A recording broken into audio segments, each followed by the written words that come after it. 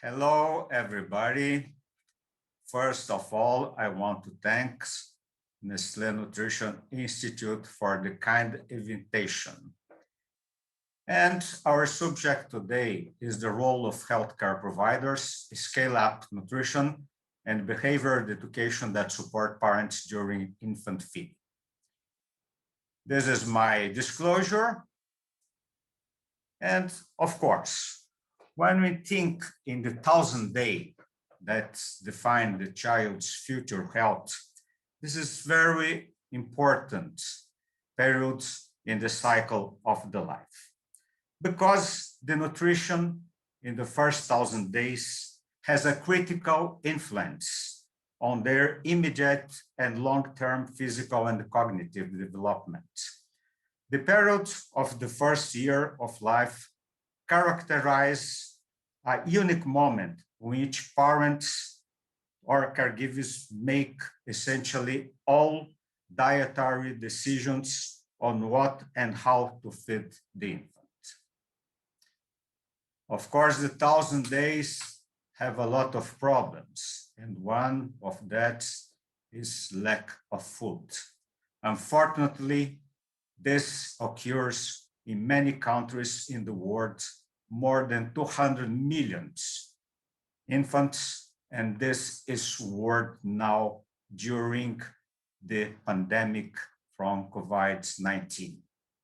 But on the other hand, is another important point, because infants and in early childhood growth is directly influenced by food habits.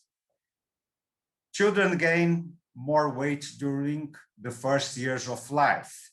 They have more risk from overweight and comes with this all the life. Then we must pay attention for these two important points from the 1,000 days. Of course, breastfeeding is the gold standard for infants, and every effort must do to have the long time as we can. The recommendation from World Health Organization is for more than 2 years. But 2, unfortunately, is what not seen in many countries in the world.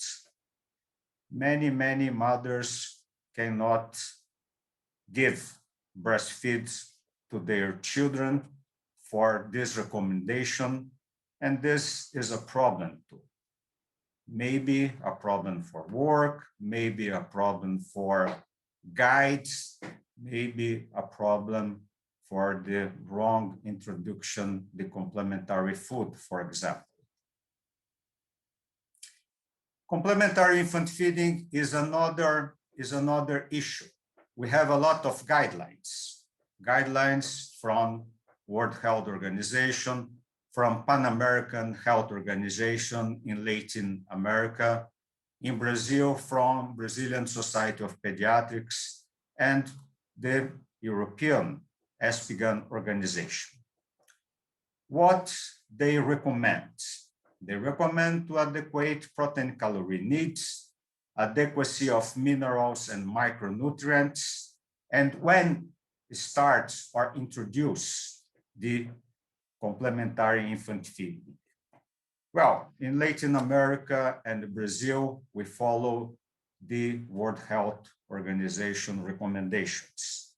Exclusive mom milk until 6 months, and only introduce complementary feeding after the 6 months. HCPs has a range between not before 70 weeks and not after 26 weeks. And this, we must give to the children a mix of fruit, vegetables, greens, meat, eventually with complementation with iron, even in breastfeed mothers, breastfeed children, vitamin D, and all the guides to transition to consistency to solid food or the family foods for more than 10 months or 1 year old.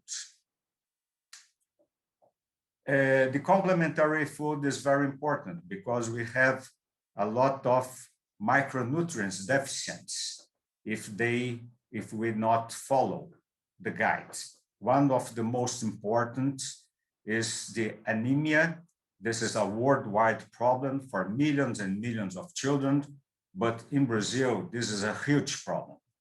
As we can see, more than 50% children less than 2 years have anemia, have low levels of hemoglobin that can affect the cognitive development and the child health. And an important issue that is the center of this talk is what's the role of the nutrition education in all these matters during especially the 1,000 days. Well, we have a lot of recommendation during pregnancy, for example, to optimize maternal health and lifestyle in preparation for pregnancy. Before pregnancy, some obstetrician said that it is not 1,000 days, it's 1,100 days, because this 100 days before pregnancy, we must give folate, DAG, for example, adjust the future pregnant weight, fighting against malnutrition as obesity or undernutrition.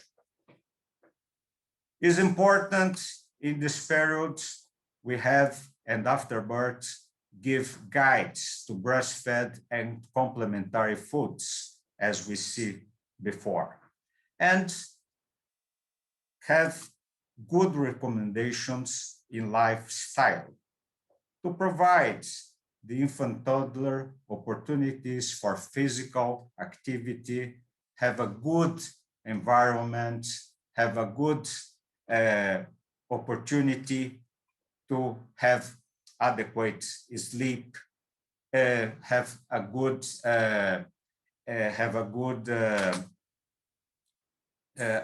health, a good mental health during his stay in home or during the school. But what are the parent perspectives, especially of infant feeding? Well, in this paper, recently published, we can see that parents, they think that breastfeeding is best for an infant. Otherwise, there are distinct attitudes, beliefs, and perceptions of mothers that breastfeeding and those that could not or should not to breastfeed are evident. This is for many reasons, as work, as the shape, image, for example. But the majority of mothers, they want to be excellent mothers and give breastfeeds. Infant feeding behaviors are influenced by the social-cultural environment of the family, the nucleus of the family, the friends, and now we have the internet. Then the parents, what they expect from the healthcare providers. They expect a support addressing to the infant, feeding choice from healthcare providers, but this is not always met, as we will see later.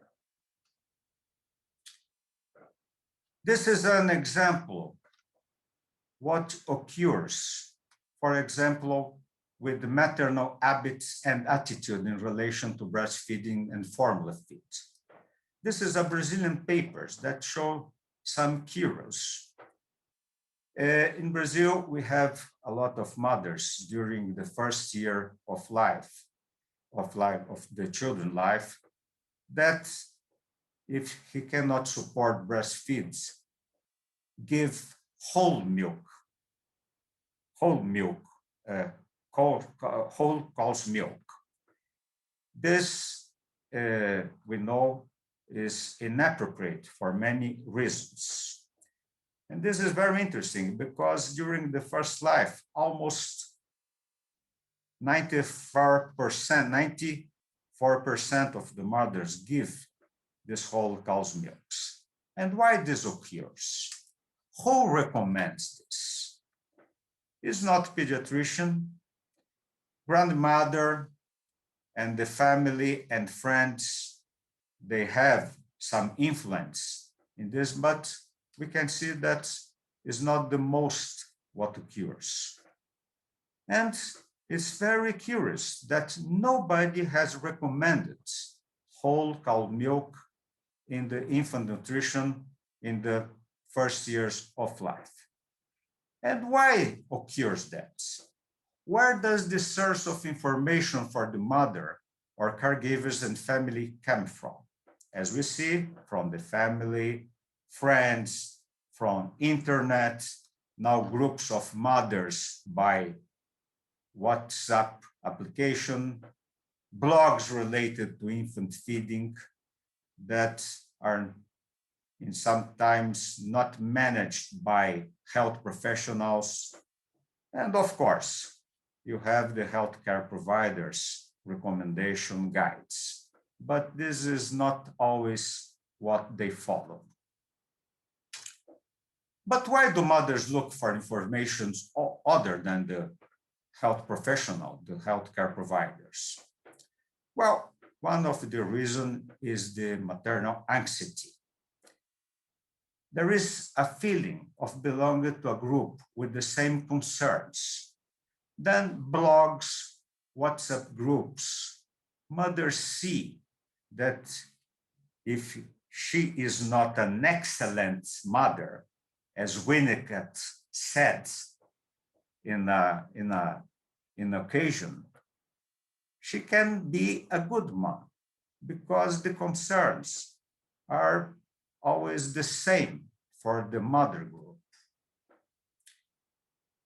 There is another reason that the mother trusts in the experience of family and friends.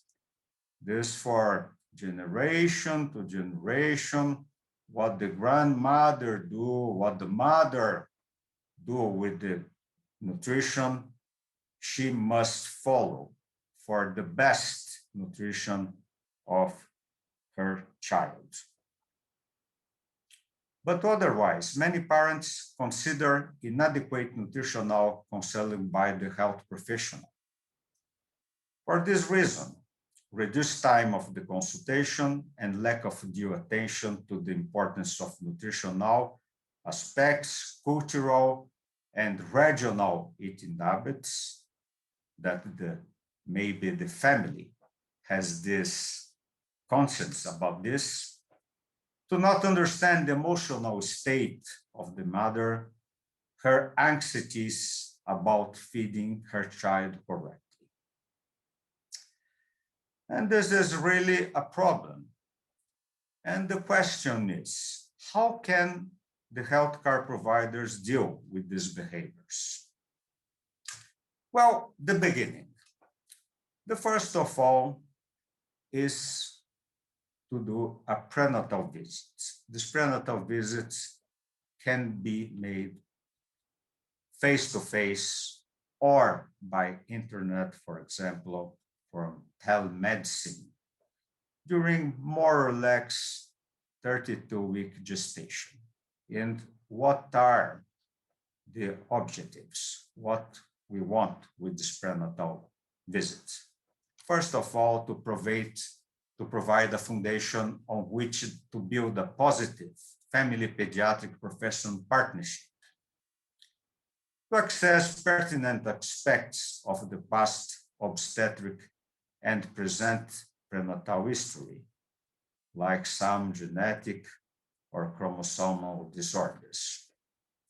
Have a window to introduce anticipatory guidance about early infant care and infant safety practice.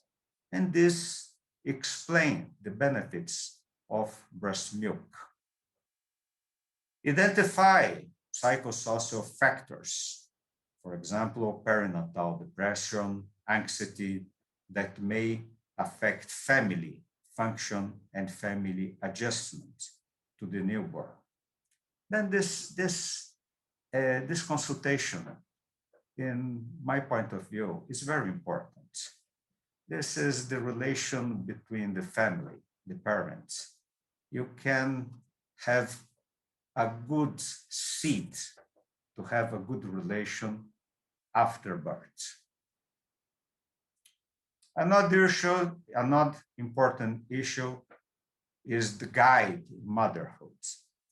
There is some concerns in the first feeding, skin-to-skin contact, descent of milk, flat and inverted nozzles, then lactation guidance by the pediatrician, obstetrician, nurse is very important on guide on breast care and even at discharge outpatient follow-up.